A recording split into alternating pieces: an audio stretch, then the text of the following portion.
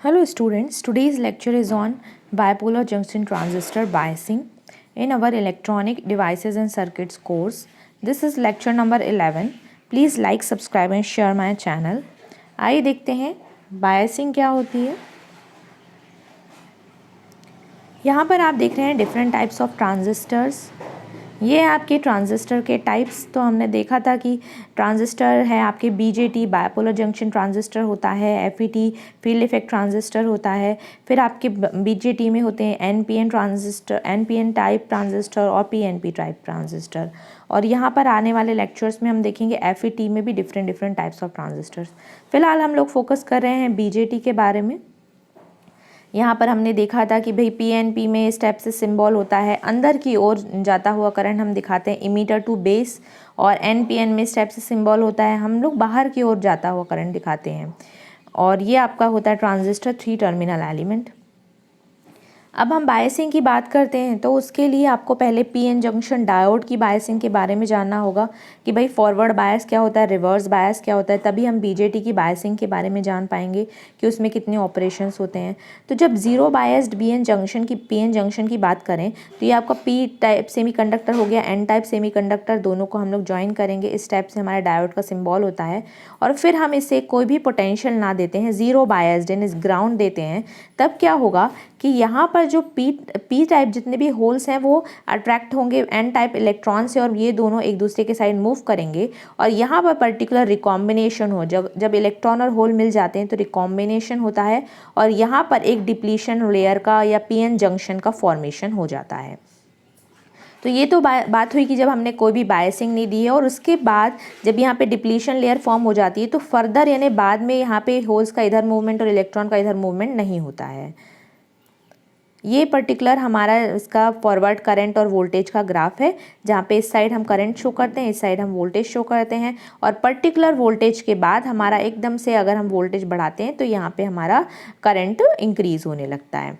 तो देखिए, potential barrier that now exists discourages the diffusion of any more majority carrier across the junction. However, the potential barrier helps minority carriers to drift across the junction. तो यहाँ पे देखें, potential barrier के होने के कारण मेजॉरिटी कैरियर्स एक दूसरे के पास में यहाँ पे नहीं जाएंगे, बट माइनॉरिटी कैरियर्स जो हैं वो मूव होने के कारण यहाँ पर लीकेज करंट प्रोड्यूस होने लगता है। अब देखिए फॉरवर्ड बायस क्या होता है। तो फॉरवर्ड बायस जैसे आपका पी टाइप रीजन है और आपका एन टाइप रीजन है, तो यहाँ पर क्या होगा, जब आप फॉरवर्ड बायस करने के लिए क्या होता है, पी टाइप मीन्स कि पॉजिटिव्स को अगर आप पॉजिटिव से जोड़ देते हैं और नेगेटिव को आप नेगेटिव से जोड़ देते हैं तो इसे हम फॉरवर्ड बायस कहते हैं। और ये as a short circuit behave करता है ये पीएन जंक्शन डायोड। तो यहाँ पर जब हम पॉजिटिव को पॉजिटिव से जोड़ देंगे और नेगेटिव को नेगेटिव से जोड़ देंगे तो यहाँ पर नेगेटिव और नेगेटिव रिपल ईच अदर, मतलब ये एक दूसरे को दूर भेजते हैं। तो यहाँ पर जो इलेक्ट्रॉन है वो इस साइड मूव करेंगे और यहाँ से होल जो इस साइड मूव करेंगे।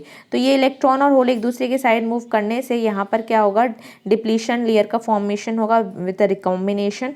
और एक पर्टिकुलर वोल्टेज के बाद, जैसे फॉर सिलिकॉन, जैसे हम यहाँ पे देखें पर्टिकुलर वोल्टेज जब हम इसको दे देंगे उसके बाद यहाँ पर इलेक्ट्रॉन जो हैं वो पूरे डिप्लीशन लेयर को क्रॉस करके हमारा मूव करने लगेंगे पी रीजन में और यहाँ पे करंट फ्लो करने लगता है।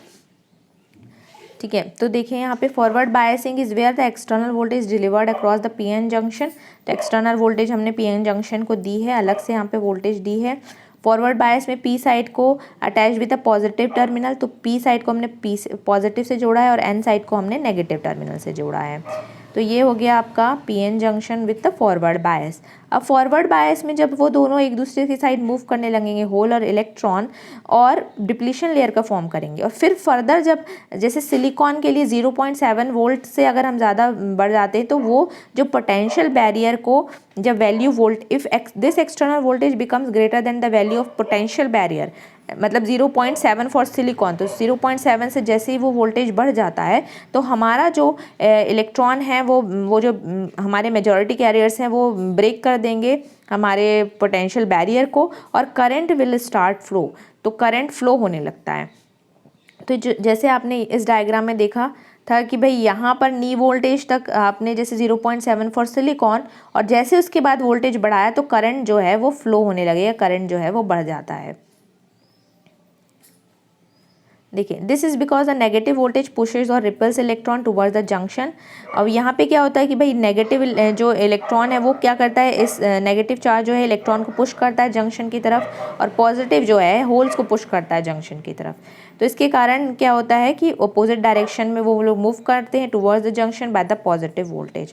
तो ये होल्स इधर मूव करेंगे और इलेक्ट्रॉन्स इधर, तो वो एक पर्टिकुलर वोल्टेज के बाद ये बैरियर को क्रॉस करके पूरा करंट फ्लो करवाने लगते हैं। तो ये हो गया आपका फॉरवर्ड बायस। रिवर्स बायस में होता है कि हम पी टाइप के रीजन को नेगेटिव से मतलब उल्टा, यानी negative P is a positive, P type semiconductors को नेगेटिव वोल्टेज से जोड़ते हैं और एन को हम पॉजिटिव वोल्टेज से जोड़ते हैं।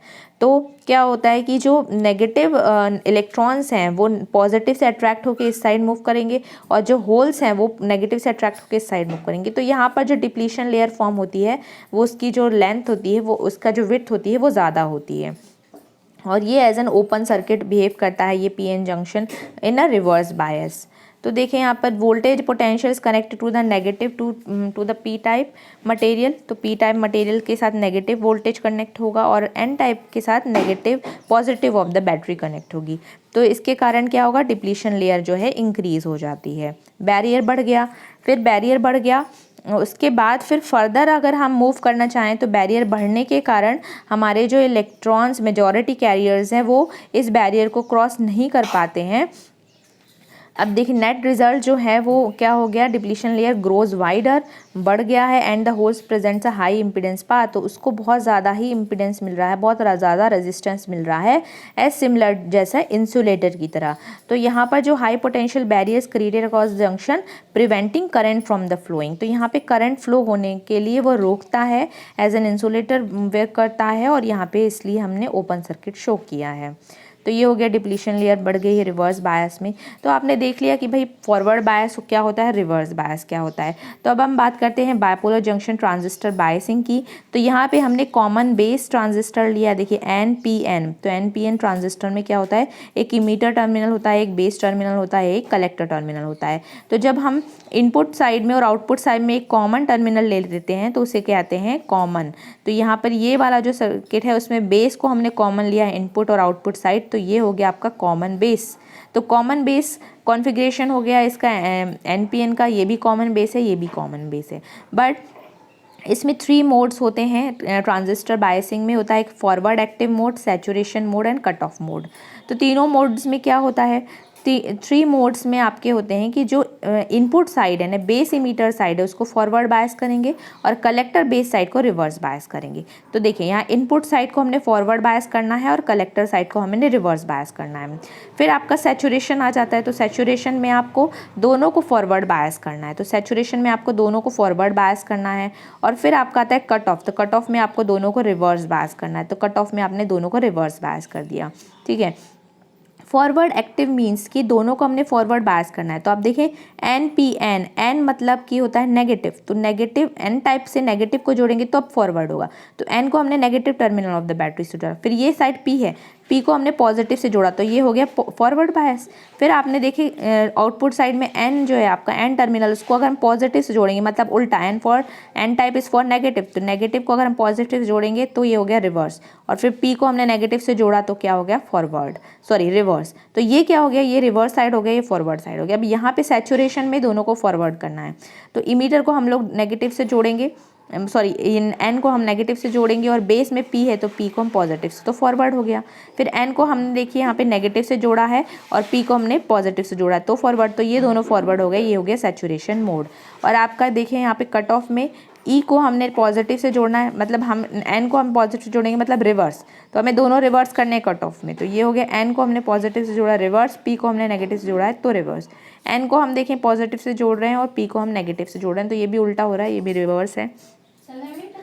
Forward active in this mode emitter based junction of transistor forward bias and collector based junction reverse bias. तो ये हो गया फॉरवर्ड, ये हो गया रिवर्स, जैसे हमने अभी देखा। In a forward active biasing the negative terminal of the battery is connected to N side and positive terminal of the battery is P side.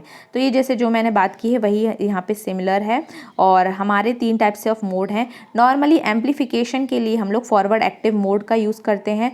और फॉरवर्ड एक्टिव मोड जो है आपका हम लोग आगे इसके बारे में बात करेंगे कि भाई जो इनपुट साइड है हम उसको फॉरवर्ड बायस लेंगे और जो हमारा आउटपुट साइड है उसको हम लोग रिवर्स बायस लेंगे।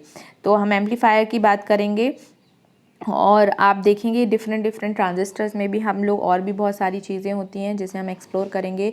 और फिर आगे के लिए आज के लिए बस इतना ही। Please subscribe my channel.